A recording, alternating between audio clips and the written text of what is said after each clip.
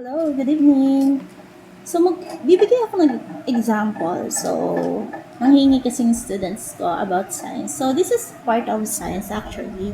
So, conversion of metric unit. So, we have a mnemonic that we need to be familiar with. So, first is this one. King Henry died by drinking chocolate milk. So, some of you might familiar about this, but for others that are not familiar with, so let me uh, teach to you this mnemonic. So, this mnemonic is used when it comes in measuring volume, mass, and length. So, for example, for mass, we have the kilogram, hectogram, H, D for decagram, and the unit for the mass is the grams. Then decigram, centigram, and milligram. So for the unit of volume, we have the kiloliter, hectoliter, decaliter, liter, deciliter, centiliter, and the milliliter. And what about for the mass?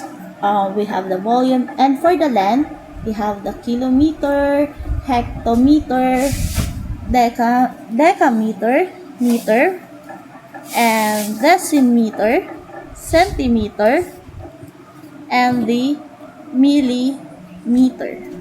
By the way, as you observe in this area, this is the middle.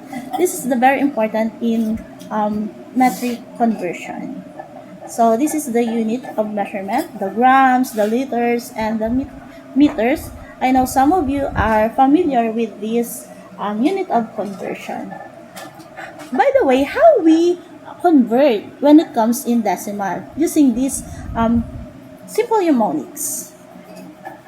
So for example, I have here 1024 millimeter, and it will convert to meter. So, all you need to do is tingnan mo yung unit for length, which is the meter. So, nasan ba nakaposition yung millimeter? So, nasa right sides. And ilang movements ang kailangan niya para makapunta sa meter na nasa gitna.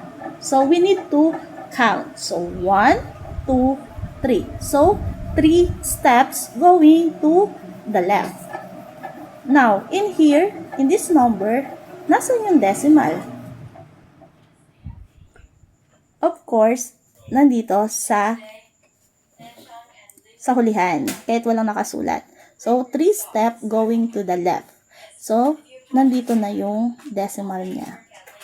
So, this would be the answer. So, another example.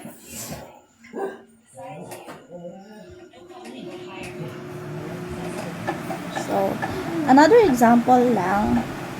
So, what about naman for the unit of volume? Okay.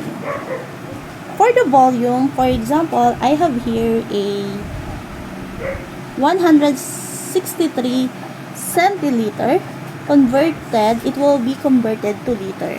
So, titingnan mo niyan yung mnemonic natin. So, nasan ba yung liter? So, nandito. At nasan yung centiliter? Nandito. At on the right side ng nasa unahan ng milliliter. And it will move to going to the left again.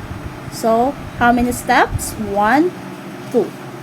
So, from here, yung decimal niya nasa hulihan lagi. So, 1, 2. So, the answer would be 1.63. So, always remember this mnemonic. King Henry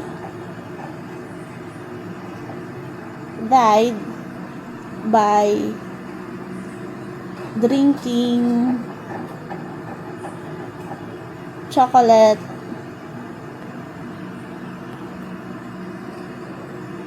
milk.